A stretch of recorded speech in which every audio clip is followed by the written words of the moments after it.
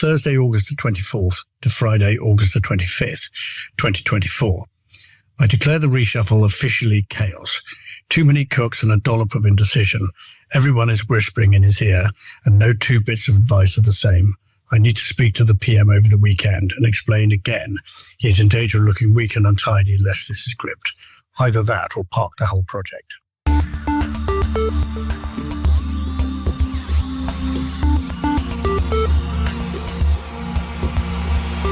The words of former Conservative Chief Whip and seasoned MP Simon Hart from the cover of his eye-opening new book, Ungovernable, The Political Diaries of a Chief Whip. The last few years have been some of the most turbulent in British political history, and Simon has had a front row seat at the heart of government, in cabinet under Prime Minister Boris Johnson, and navigating the often misunderstood role of Chief Whip for PM Rishi Sunak from 2022. The former Secretary of State for Wales really has seen it all. At emergency Cobra meetings, dealing with the invasion of Ukraine, Liz Truss's extraordinary 49 days as Prime Minister, the suspension of 10 Tory MPs, including former Health Secretary Matt Hancock for his unauthorised participation in the jungle on I'm a Celebrity. Simon's personal diaries lift the lid on what really went on in Westminster's corridors of power and behind closed doors from 2019 to 2024. Simon has kept a diary since he was elected Conservative MP for Carmarthen West and South Pembrokeshire in 2010, representing constituents there until last year when he lost his seat. Simon, it's great to meet you. I'm actually holding your rather meaty book, all 352 pages of diary over a 5-year period. How does it feel now seeing your personal diaries out there for the world to read? Yeah, it's quite a personal thing. I mean, a diary is so different from a memoir. It's how you felt on the day, not the day before or the day after. And when I was going through it as part of this project, you couldn't help but think, did I really think that? Did I really say that? Should I have wound my neck in a bit? But I think for a diary to be authentic, it has to be what it was. And that includes some of the more sort of intemperate bits and the bits which don't portray the diarist in a particularly good light. It's all got to stay there. We never really hear much about the Chief Whip, even though it's a really critical and powerful role in government.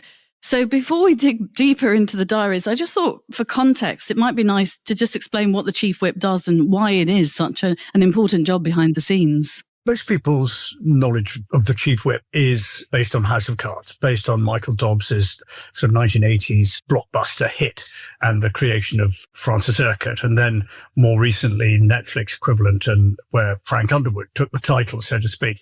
And that brilliant bits of work that they were isn't really the only thing that whips get up to. It is, in the end, it's that our job is a single sentence which sums it up, which is to get the government's business done. End of. But it comes with a multitude of other things, some of which are dull and predictable, others which are a bit jaw-dropping. And the dull and predictable stuff is all about legislation. It's about HR. It's about managing absences. It's about making sure the right MP gets the right office in, portcullis hash, quite mundane stuff. But there's also a management element too. We're dealing with a large number of people drawn together into this extraordinary building, into this extraordinary job. And with them, they bring all the things which normally can be found in any workplace. I suspect ours is under a bit more scrutiny than most. But the great beauty of Westminster is it has such a wide range and diverse sort of population. It's what we want it to be. But that brings with it, I say, some interesting challenges if you're responsible for trying to make the thing function. I like your description of the Whip's office as a field hospital for your colleagues. Expound. Yeah, it was. We patch people up, we help them with their particular problem, then we send them back out again and hope not to see them for a while. But I think whilst that was an important function in some respects, I think it was also illustrates how it's not the most brilliant place, Parliament, for helping people through difficult moments. And sometimes I questioned whether we were necessarily the right people to be giving some of the advice we were required to give. And luckily there were other sources too. But I think it's an area where I would like to see some changes really, so that the inevitable pressures that Westminster puts on people, and therefore increasing the likelihood that occasionally the wheels will fall off. And maybe there's more we could do to try and not help people when it goes wrong, but to help people avoid it going wrong in the first place. Your diaries started out as just that, Simon, a contemporaneous note of what had happened, written after what I would imagine were pretty long days in Parliament. What was the original reason for burning the midnight oil and writing those thoughts down? Well, back in 2010, when I was first elected, my children were quite small, and I thought it would be fun for them one day to have a not too heavy recollections to hand to find out what I'd been spending most of my time doing, when I probably should have been at the school play or the sports day or whatever it was, and yet again had gone missing in action. And so it started as that. I'd try and write down something which had amused me or interested me every day at work, and that became 250,000 words, and 15 years later, it became this. Of course, this diary only covers the last 4.5 years. There's a whole load of stuff which we never touched on.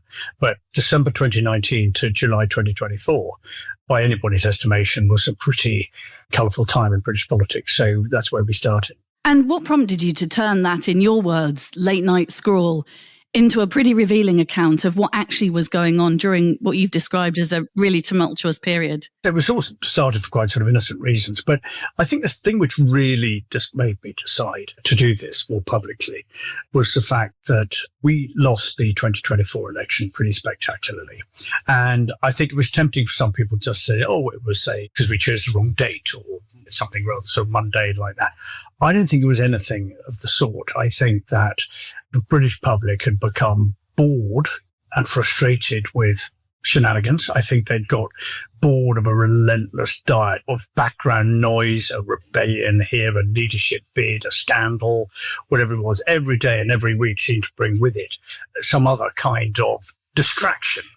And I think we have to confront that. We have to ask ourselves why that is the case and what went wrong. What could we have done to avoid it? Because otherwise, just, history will continue to repeat itself. So it was really around then that I thought I would breach the convention in a way and just shine a bit of a light on the fact that for all its good intentions, we haven't got this completely right. Let's face it. The honest truth is this. Towards the end of Boris's regime, the public had lost faith in our reputation for integrity. And at the end of Liz's regime, the public had lost faith in our reputation for economic competence. Two things which people look to a Conservative Party to be able to deliver.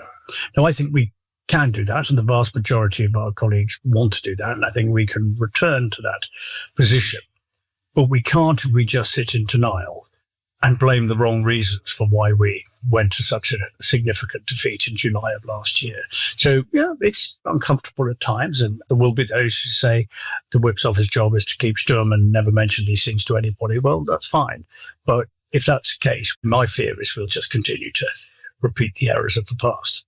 Did you fear at any point, Simon, that you might embarrass or humiliate any fellow MPs or prime ministers and make us, as the voting public, even more worried about the way our country is being run? I think the idea that there was somehow brimming public confidence is a myth anyway. So I think the public's view of politicians is pretty dismal, and we should do everything we can to try and correct that. I've tried to deal with the initial charge against me, if you like, on page 1 of the book, which is, where possible, we have tried to anonymize all of the bits which the media tend to be interested in. I haven't wanted to make people's already complicated lives even more complicated.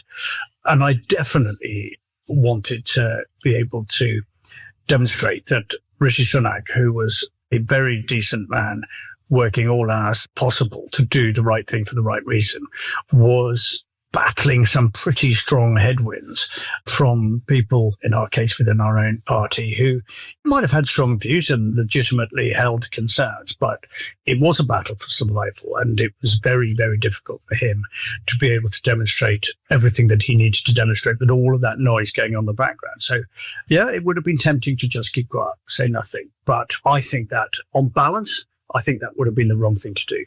And so, sure, there will be those who raise a critical eyebrow. But if they read the book, I think they'll realise there is a point to it. Yeah, I think it's very balanced as well. I think it's important that the diaries have been published, actually, and that we have an idea of what actually is really going on behind the scenes. Well, even if it confirms people's worst views, I suppose, that is a bit of a risk, I guess. But in doing that, I wanted to also demonstrate that most people were in Parliament, in politics, for good reasons, and they'd come in and were prepared to make, in some cases, significant sacrifices to do this role. But that 650 people drawn from all corners of the UK by a democratic process. Things are going to go wrong from time to time. A word out of place here, a misjudgment there, a comment which was meant to be funny and turned out not to be. These are things which happen in every workplace. I think there's a greater scrutiny in ours and things can go wrong more spectacularly, more quickly, which is where I think there's room for improvement. But I don't want people to think that it's a bunch of people trying to get one over on the voters. It definitely wasn't and isn't, but nor is it a straightforward walk in the park either. Are there any stories you can share, Simon, from your time with Rishi? You were chief whip under Rishi Sunak's premiership, and you say there that he had at times a decent man, but had to see off some strong headwinds. What do you mean by headwinds? And is it the role of the chief whip to try and see off those headwinds for your prime minister? Yeah, absolutely. I was meant to be and intended to be Rishi's lightning conductor. My job was to make sure that headaches didn't end up on his desk rather than did end up on his desk for him to resolve. And I always took a view that if it was necessary for me to ring him, that was a mark of failure rather than the mark of success. I always thought that the best service that I could provide him was for him not to feel he needed to ring me and for me not to feel I needed to ring him. And I think that worked quite well. I think one of the observations I made is I think Rishi was a more patient man than I was. And one of the things I really valued as a general point was the number of times where he would talk me down from saying or doing something stupid rather than the other way around. And he had a good knack of just saying, look, let's just step back from this and just let's take a deep breath and count to 10 or whatever it might be. Whereas quite often, if I'd had a trying day, I was possibly a bit more intemperate than I should have been. So in that regard, I suspect it was an unusual relationship. But he didn't flap. He did have quite a steely resolve when it came to just, no, we've got a job to do, let's do it. Let's not get too distracted by the noise. Tell me about the reshuffle, which you said in the diary entry that we used at the beginning of our podcast. You described it as, I declare the reshuffle officially chaos, too many cooks and a dollop of indecision. What are your strongest memories from that particular reshuffle? I mean, it was the sort of experience of all reshuffles, and I've read about others, and I think everybody's been involved in a reshuffle will nod in agreement.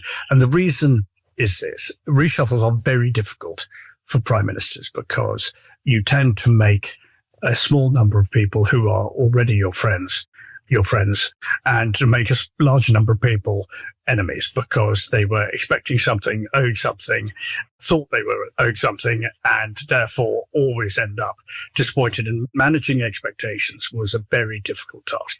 The other thing which I learned about reshuffles is that it's like having a jigsaw puzzle, but with the wrong number of pieces. And when you get to the end of it, there's always about 6 left lying on the table. You think, oh, God, because we were trying to achieve lots of things in a reshuffle. You were trying to obviously refresh the ranks, but you were also trying to maintain diversity, geographical spread, experience. You were, to some extent, putting out a few fires, and in so doing, you were lighting a few others. These were imperfect exercises. This was not just like picking a rugby 15 or something like that. This was much more complicated. And as you got closer to an election, everybody knew 2024 was going to be election year. It was becoming more obvious to a lot of people that they were never going to quite make it, and they were not going to get the job in the cabinet or the government that set their heart on it. And if people were representing marginal seats, and therefore this is probably the end of their political career, that was hard. It was hard on them, and it was hard, I thought, on the whips and the Prime Minister to manage that level of disappointment. Most people were brilliant and took it well, and in fact took it better than I was anticipating. But it was hard for people, and I didn't necessarily approve, but I could understand why people might think, oh, well, I might as well align with another potential leader, because who knows, I might get what I want from them, and therefore what is there to lose? That was difficult. Just looking at the reasons for that significant defeat, do you think part of the reason, Simon, was the change at number 10 and at number 11? The Tories went through quite a few prime ministers at one point in a very short space of time, including, of course, Liz Truss's 49 days at number 10. Yeah, I think that it was tempting for people to just say, oh, well, we went too early in July, or somehow the world would have been different in November or December or October, whatever it was.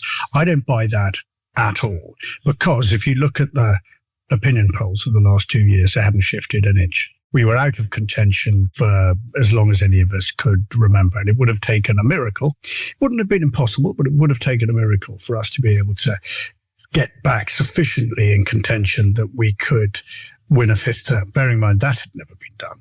There were a lot of storm clouds around at the time. We had a huge pressure on prison places. The Rwanda flights hadn't yet got off the runway. There were quite stormy economic conditions and significant payments the government was required and willing to do over things like infected blood and post office horizon victims. So it was not plain sailing by any means.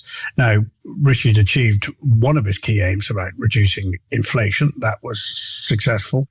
But for some time out, and I think politics does run in cycles, I was defending a marginal seat at the time, and most of the comments I was getting from residents in my part of the world was not really so much about the minutiae of policy. It was about the fact that, no offence, but you've had a good innings, it's somebody else's turn. And it was somebody else's turn. And I think added to that was a constant drumbeat of noise in the background about scandals, defections. That didn't help. And I think the public that I was in touch with at the time went from feeling angry to feeling sorry for us. And that's a bad place to be. That's not a good place to be in politics, is it? It does what it says on the tin in terms of your book cover, Simon, and the book has just come out. How did you come up with the title Ungovernable? Well, I think it was deliberately provocative, because I think a lot of people think that I was specifically referring to the Conservative Party. Actually, I'm not. And I think that what we've witnessed in the first few months of Keir Starmer's regime is exactly what we would have been experiencing in the last couple of years of ours, which is a constant series of very difficult and unforeseeable circumstances, which can knock the government off course and which can distract the media and the public from what we're trying to do. And I think one of the reasons for that, and it's difficult to say this without it sounding like pointing a finger of blame, which I'm not really doing. Last time Labour were in office, social media didn't exist. And I think there's the instancy and impatience and intolerance of the current social media ecosystem is such that you get about 30 seconds to succeed. And if you don't succeed, you are then written off for life. And it doesn't matter how good you are or how brilliant your ideas are. I think the problem is that, as Starmer has discovered, if you don't get it right on day one, 100%, then they'll say, okay, bored of you, you're as bad as the other guys, we'll try somebody else. And I think that just forces us all into this business of taking very short-term decisions and planning for next week rather than next year or next month or whatever. And that, I think, is damaging. I think it makes succeeding as a leader very, very difficult, because a lot of the things that governments attempt to do take time. They take 2, 3, 4 years, sometimes 2 terms. And some big infrastructure projects can be in place for a long time. Trying to get NHS waiting list now, it isn't just a case of spending a few more billion quid. And as we're discovering with defence spending at the moment, where the effects of going from 2 to 2.5 or 2.5 to 3 of GDP on defence isn't going to be felt anytime soon. It's going to take a while. It's a great example, and it creates a momentum of its own. But these things take time. And I think we've fault ourselves, by the way. We've sort of led the public into believing all you need to do is elect us. And whatever your problem is, we'll resolve it instantly and free of charge. That can't be done.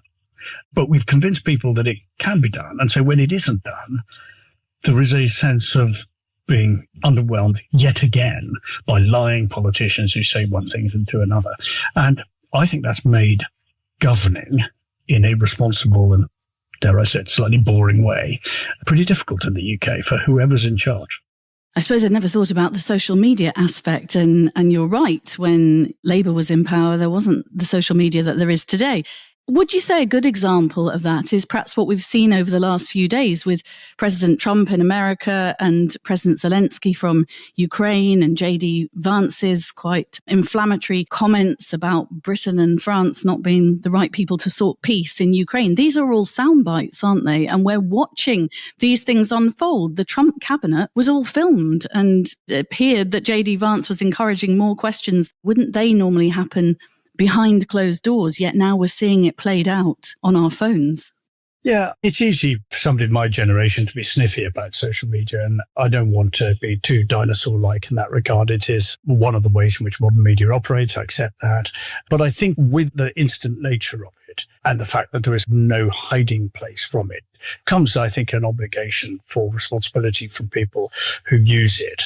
One of the things which struck me the other day was the question whether Trump had described Zelensky as a dictator. And then in the press conference a few days later said, I never said that, or words to that effect. I just find that a really alien existence. I think when I realised how seriously we try to take public messaging and every word mattered, the tone mattered, I think that, oh yeah, did I? No, did I? I don't think I said that.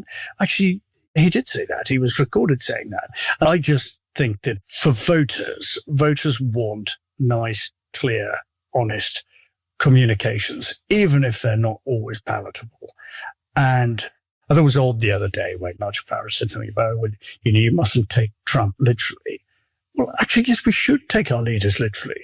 That's exactly what we should do. They should be telling us the truth in a language which we can all understand, not in some weird social media speak which we have to decode.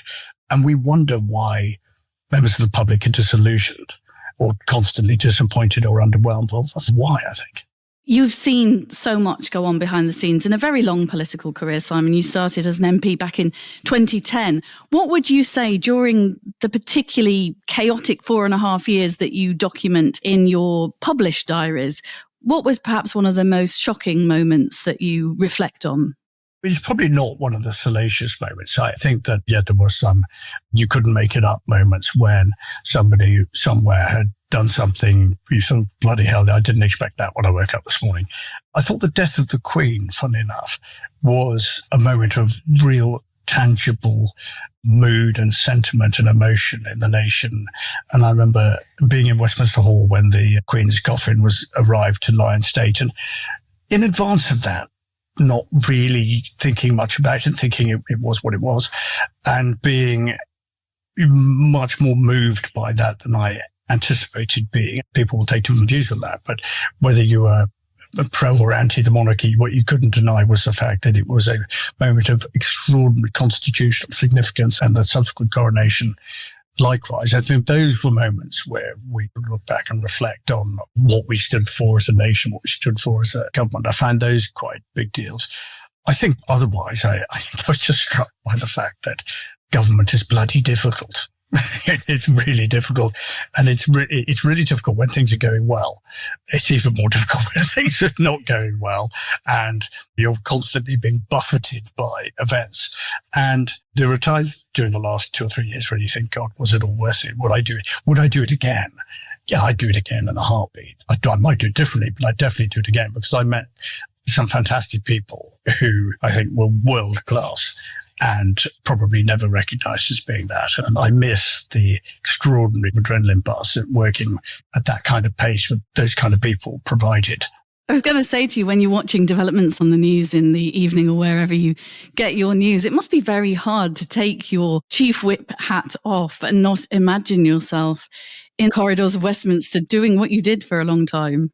Yeah, of course you do. And it must be the same, by the way, for anybody who's played international sport or something and they're watching their old team on the pitch and wishing they were there and thinking that they could do a better job and all of that.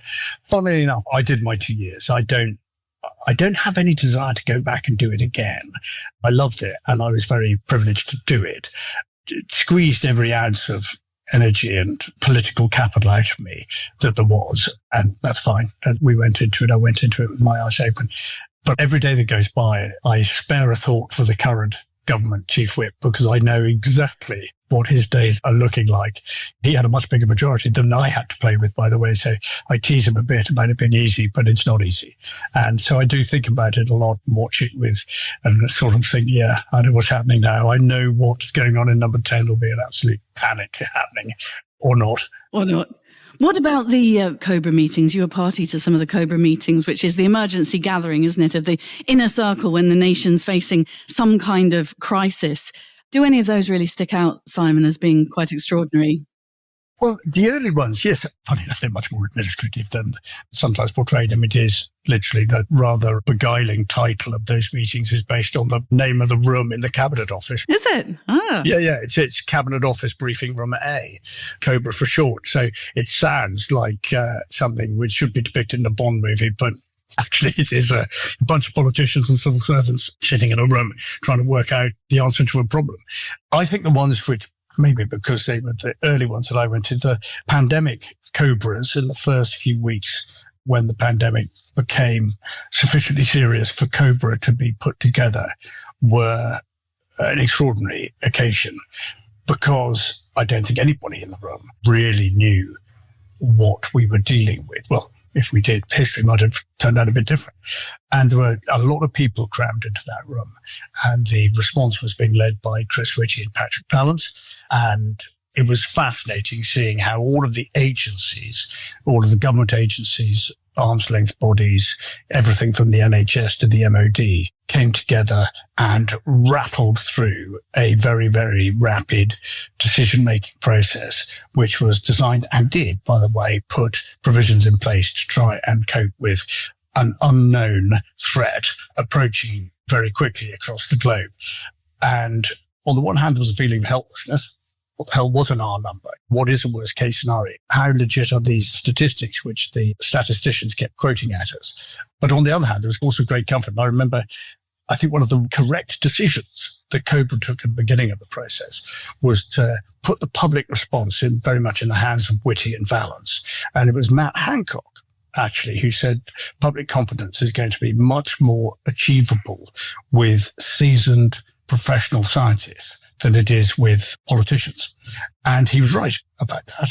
And I think that Whitty and Valance became a trusted face of the nation during COVID. And those of us who were in COBRA when we met were always reassured. They were calm, knowledgeable, effective. And I think they made a very difficult situation slightly more manageable.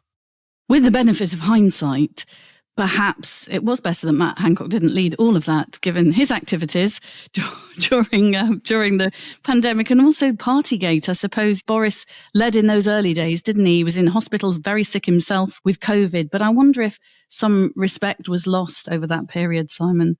Yeah, and I think Matt is a classic case of how these things can go wrong very suddenly. And I thought he'd, until that point, I think in terms of him handling an extraordinary degree of pressure on the NHS, he had no experience in doing that any more than anybody else did. But he did everything within his power to try and make the machine respond to these changing circumstances.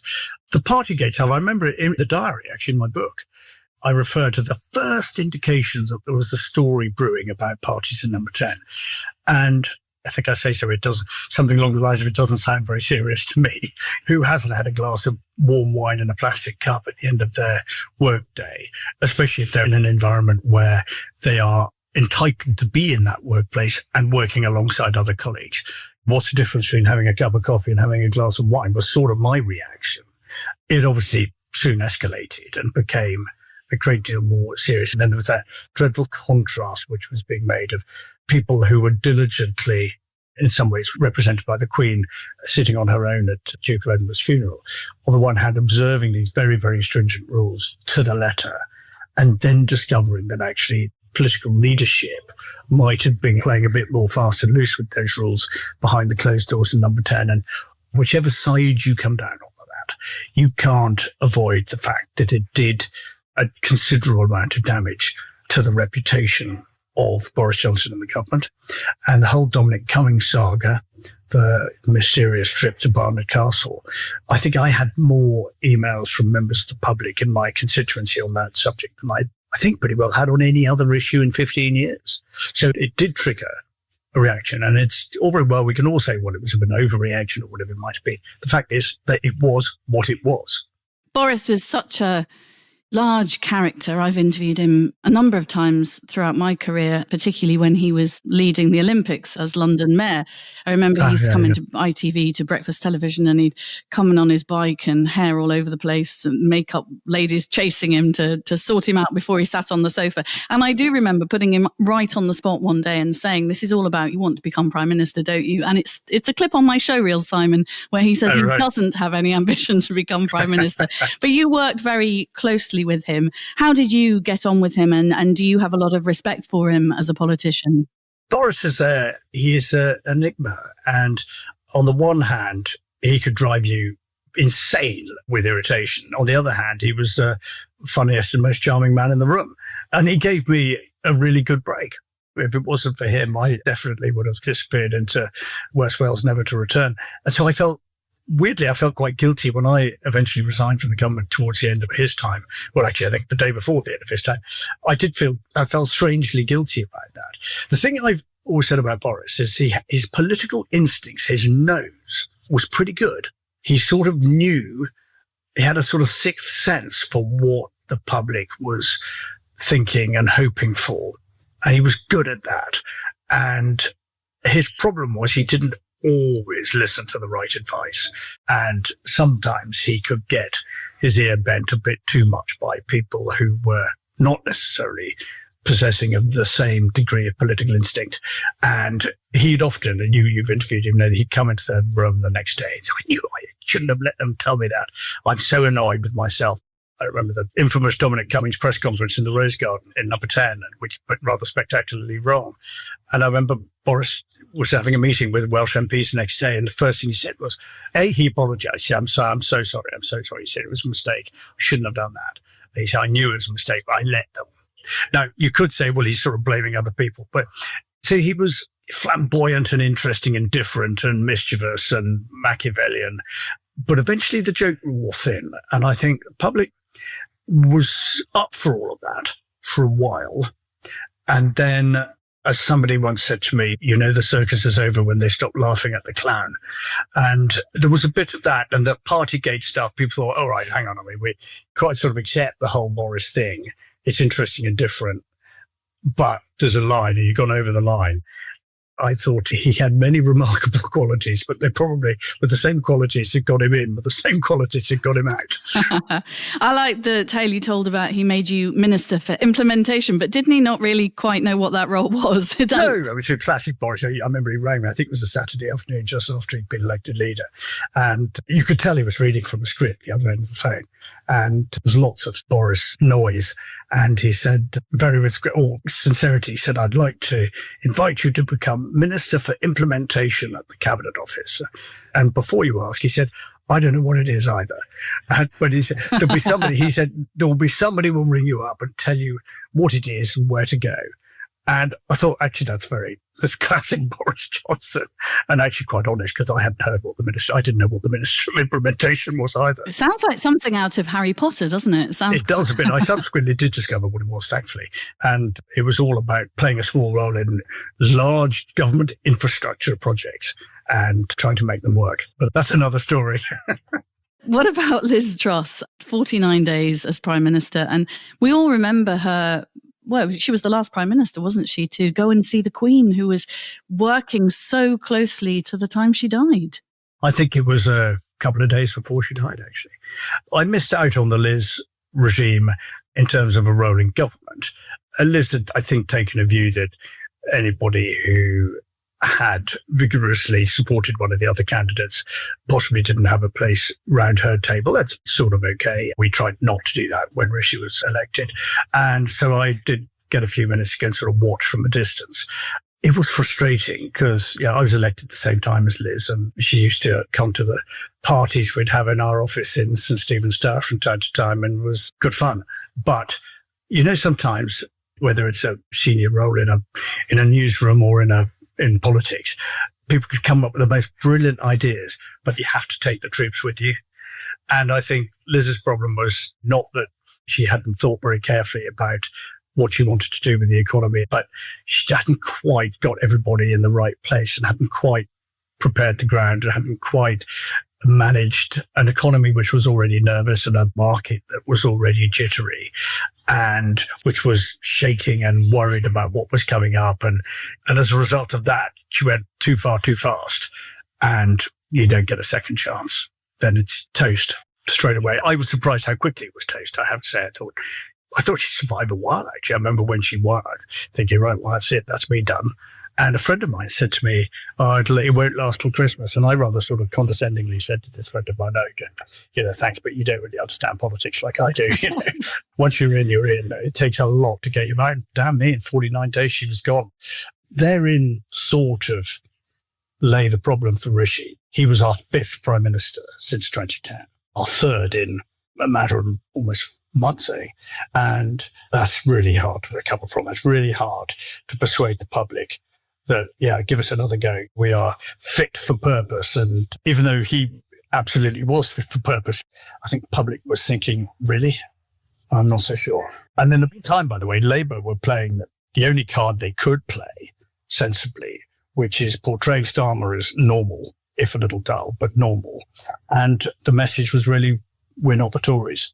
Yeah, and that was enough, wasn't it, for the defeat? That's all you needed to do. You mentioned Michael Dobbs at the beginning. I gather he's a friend of yours now, author, of course, of House of Cards. And he puts a quote on your book saying you couldn't make it up. I suppose a drunk Tory MP calling you in the early hours from a Bayswater brothel probably fits into the you couldn't make it up category. What was the story behind that? Well, this was, fairly early on, and take a weirdly cheery call at 2:45 a.m.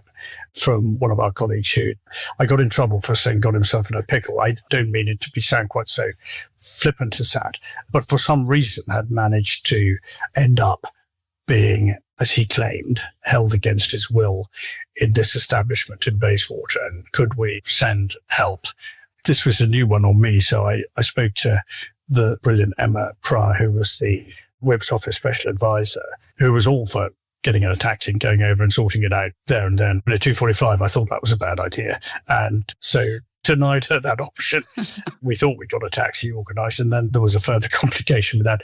I do wonder, by the way, in this, and the story is, it is jaw-dropping.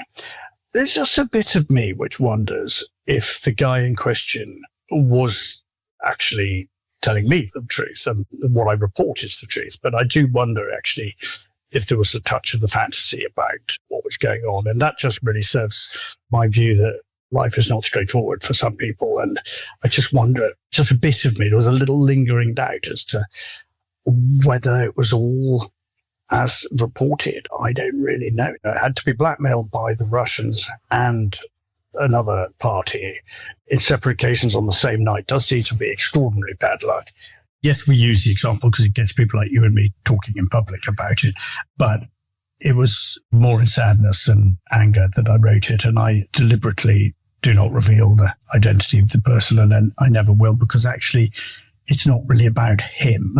It's about the extraordinary circumstances that occasionally confronted the Whip's office at funny times of day or night, and which just helped demonstrate that there was always an hour in my diary every day, which we used to call shit happens, because we keep it spare because we knew that shit would happen and I'd need an hour to sort it out.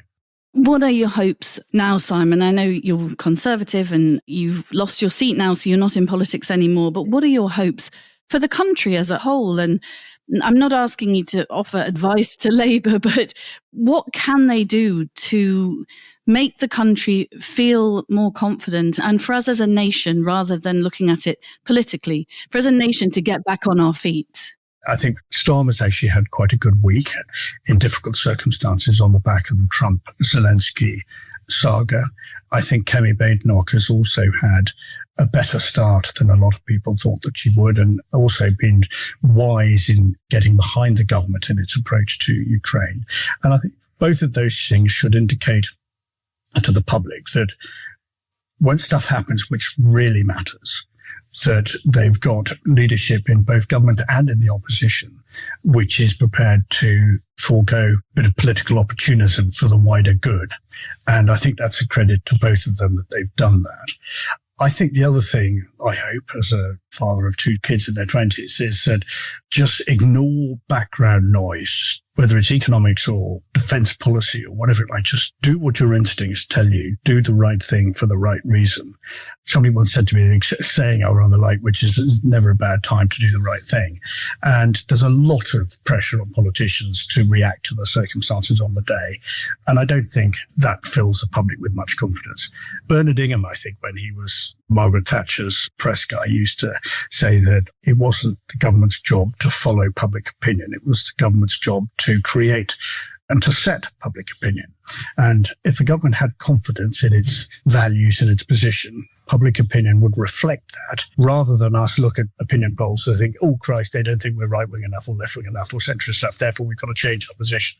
I think that's absolutely right. It's very difficult, I think, in the current sort of media environment to be brave enough and to keep calm enough to do that. But I just hope that we can go back a little bit to a slightly longer-term decision-making process, which isn't quite so flagrantly at the mercy of noise coming out of Twitter or whatever the latest thing is. It's a weird thing. I gave up social media when I became chief whip 2 something years ago. It made absolutely zero difference to my standing locally at all. I won 4 elections, I lost 1. I don't think my presence on Twitter or Facebook or Instagram or anything made any difference at all. And I actually don't think it makes any difference to the popularity of the government either. So the government of the day, Tory, Labour, whatever, might as well set itself a course, believe in it and articulate it and cross their fingers and hope that the public will follow. You said that you'll miss Parliament. What will you miss most, Simon, do you think? Oh, God. I missed the view that every day I used to walk from Lambeth over Westminster Bridge. And on a lovely sunny day like this, there was never a moment you don't look across the Palace of Westminster in a degree of awe. And I always thought to myself, well, if that ever wears off, I'm definitely going to leave. Somebody else made that decision for me anyway, so I didn't have to. But I think I miss the extraordinary grandeur and history of the building. I miss some of the camaraderie, not all of it, funny enough, and the mystery of it all. I miss a few friends and a couple of the nicer dining rooms in the Palace of Westminster. I'm not one of these people who wears a hair shirt when it comes to having a gin and tonic in the evening. As far as I'm concerned, that's perfectly okay. So I miss some of that. But I tell you what I don't miss, getting in a train on a Sunday night or a 5:30 a.m. on a Monday morning and traipsing up and down 5.5-hour journey to London. I don't miss that. You've got a lot more time on your hands now, Simon. What are you getting up to now? And will you do some more writing, maybe? I don't know. I wanted to take the second half of last year off. I was fairly wrung out at the end of that process. I'm now spent a bit of time putting the diary together. Obviously, it was all written before, but it took a bit of deciphering and editing and all of that. And yeah, it's time I got back in the saddle, I think, and did something useful with my life. I just haven't decided what it is yet. You strike me as the fact you were probably a very safe pair of hands working away behind the scenes over all those years. And I think it's really nice that for your children and your family, they can pick up that book and read some of the extraordinary experiences that you had. It's been really fascinating chatting to you about your diaries and experiences at the heart of government. And I just want to say a very big thank you. I know you're all over the place at the minute with all sorts of interviews from the New Statesman to all the heavyweight papers. So thank you for squeezing us in. No, it's great. And thank you for having me on. And I hope, as I say, if this diary has any positive effect at all, it will be just to give a little bit of a glimpse at the fact that politics is complicated. It certainly is. You've been listening to former Conservative Chief Whip Simon Hart talking about his life under Prime Minister Rishi Sunak and as a cabinet minister, reflecting on stories from his new book, Ungovernable, The Political Diaries of a Chief Whip, which is published by Macmillan and is out now. Download and subscribe to our series at convex.podbean.com or search The Convex Conversation on Spotify, Apple Podcasts, or wherever you listen to yours. I'll be back next week with ENT surgeon and author Gabriel Weston. Join me then.